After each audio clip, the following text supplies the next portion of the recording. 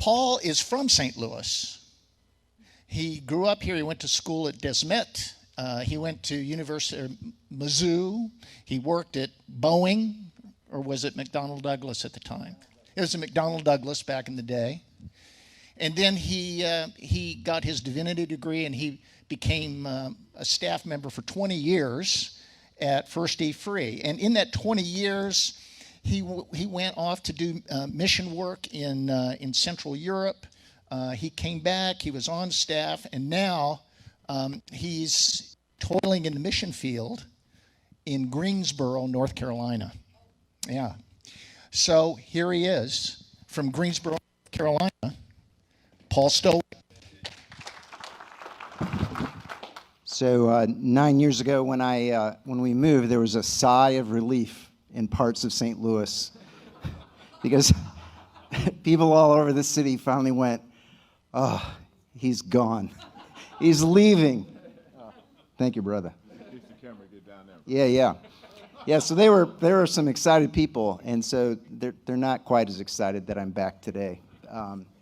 But I'm here because for the first 52 years of my entire life, I was extremely successful at living a completely segregated life with no significant or substantial friendships or relationships with African Americans.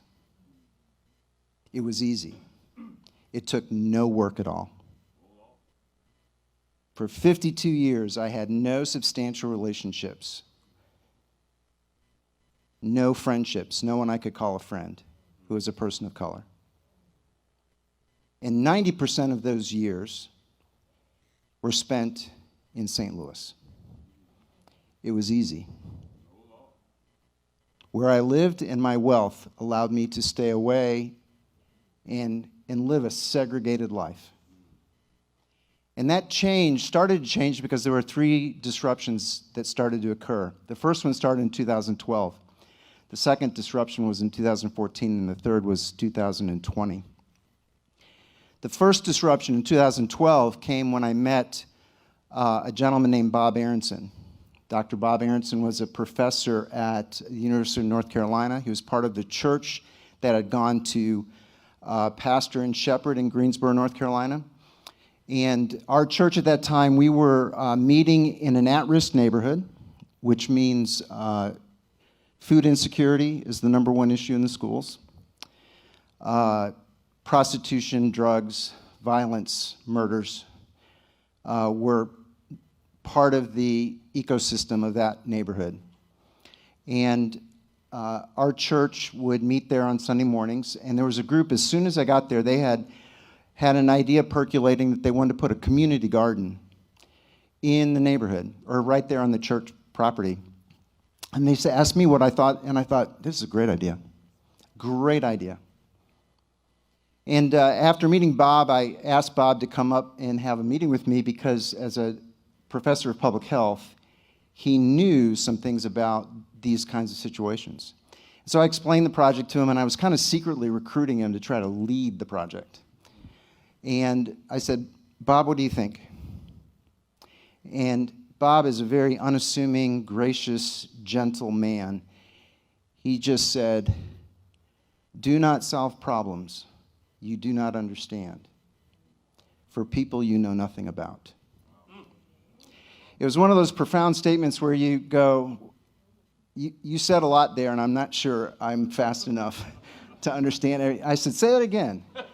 He said, do not solve problems you do not understand for people you know nothing about. And what he was gently saying is, yeah, Spring Garden, they're all driving in at 10 o'clock on Sunday morning and driving out at noon. And you're going to set up a garden to solve a problem you're not even sure you understand what the problem is, and you're going to do it for people you don't have relationships with. That did not deter me. We put in the garden. And it failed. Because we did not understand the problems, and we did not have relationships with the people. So I have that little sign on my in my office now because it's so powerful. So that was 2012. In 2014, I'm still in Greensboro, North Carolina, and Michael Brown is shot 5 or 6 miles from here. And so I'm watching from Greensboro, I'm watching the eruption, the tremors of what's still to come, of the great earthquake that's coming. And I'm watching and listening to the chatter on Facebook and the chatter among former parishioners and friends, and I'm in agreement with them. You know, we just need law and order. They just need to obey the police. Why are they burning down their neighborhood? Why don't they protest peacefully? That's the chatter in my head, and I'm agreeing with the chatter I'm hearing.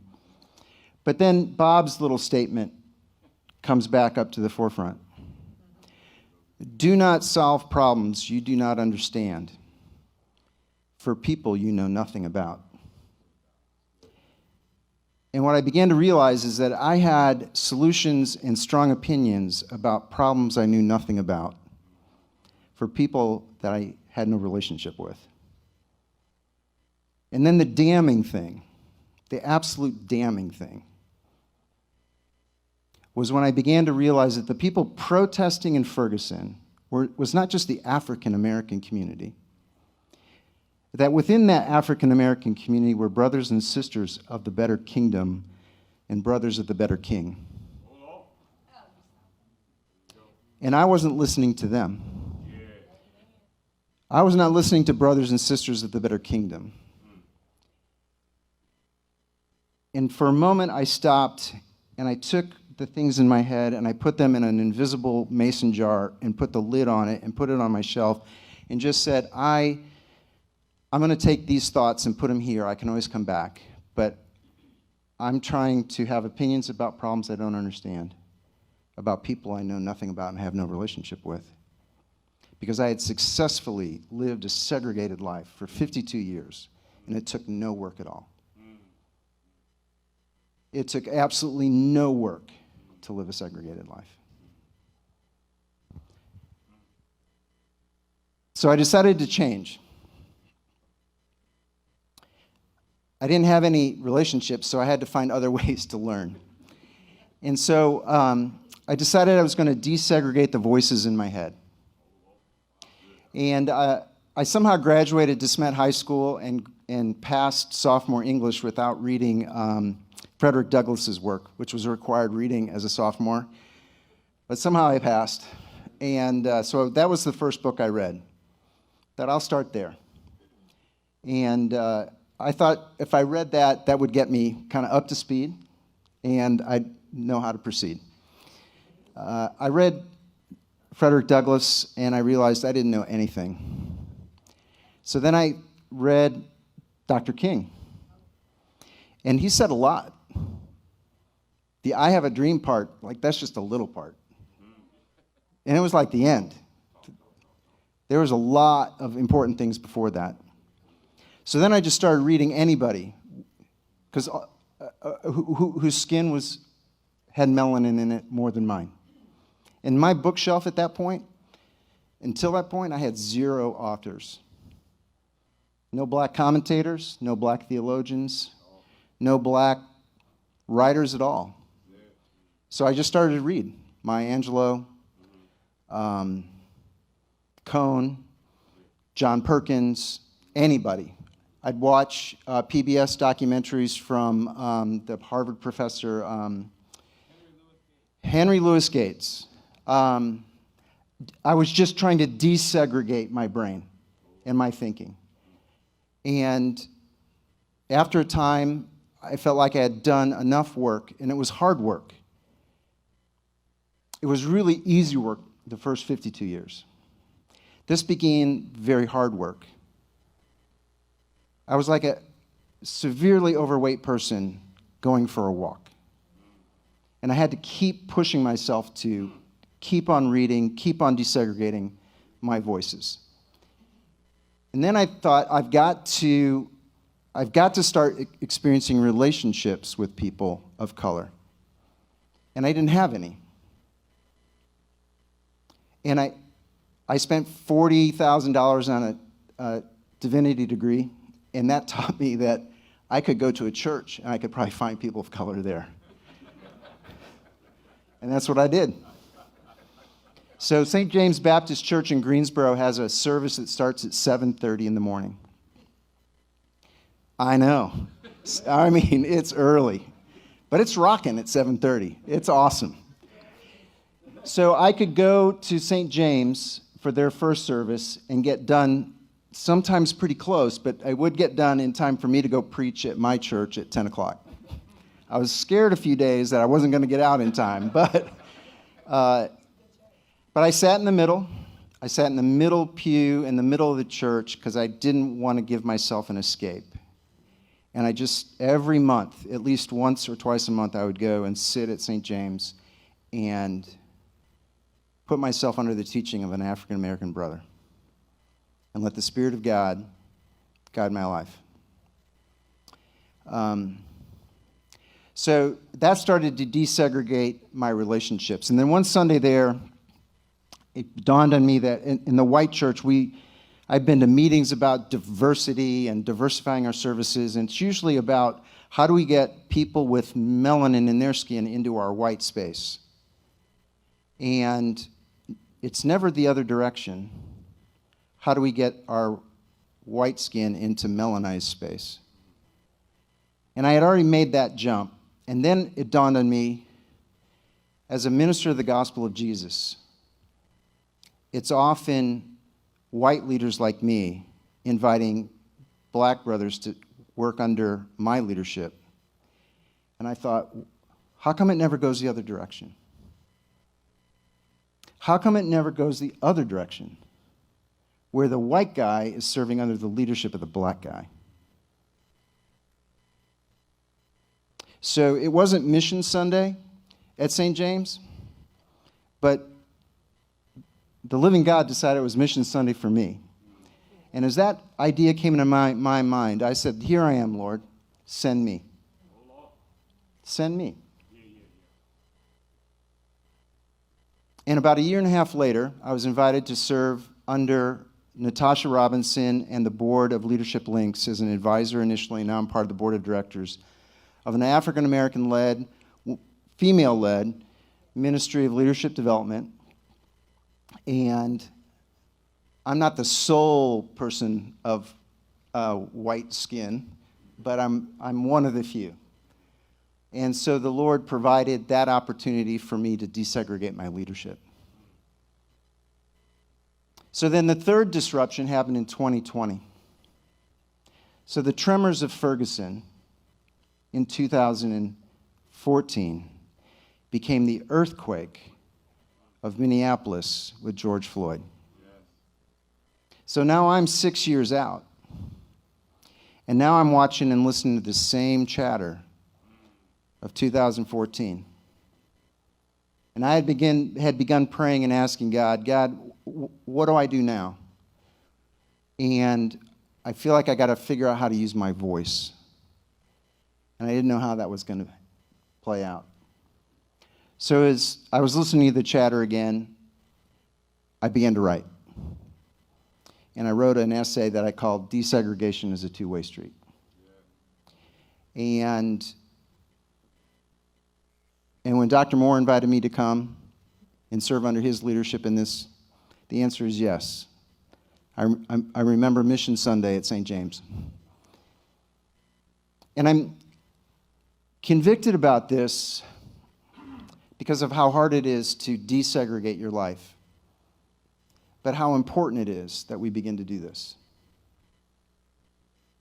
You know, Jesus, when he has this final prayer in John 17, he says, I'm praying not only for these disciples, but also those who will ever believe in me through their message. I pray that they will all be one, just as you and I are one, as you are in me, Father, and I am in you. Now, that is not a theoretical or abstract oneness. It's not abstract. And then he says, may they experience such perfect unity in the world that the world will know that you sent me and that you love them as much as you love me. So that the unity of the body of Christ witnesses to the world. But the disunity of the body of Christ in North America witnesses to the world. It is witnessing to the world. My children are now in their 20s. They grew up in a pastor's home, missionary home. They're missionary kids, pastor's kids. They've heard all my sermons 3 or 4 or 5 times. I've given them everything I got. They do not care about my neighborhood church planting strategies for Greensboro and Charlotte. They don't care a rip about that. They don't care about the young men and women that I'm discipling. They never ask questions about that.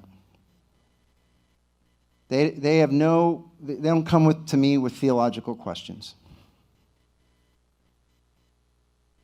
But the one thing they're very interested in what I'm doing, is the desegregation of my life.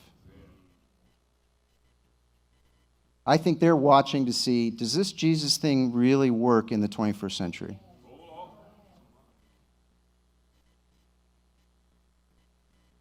And I think the African American church is waiting for people like me to get some work done and get on the program and join in what they've been working on for generations. And that the obstacles are here within me. And so my challenge to my white brothers and sisters is not just to do great projects, but to do the hard work of desegregating your life. Because it's very easy to live a segregated life. It takes no work at all.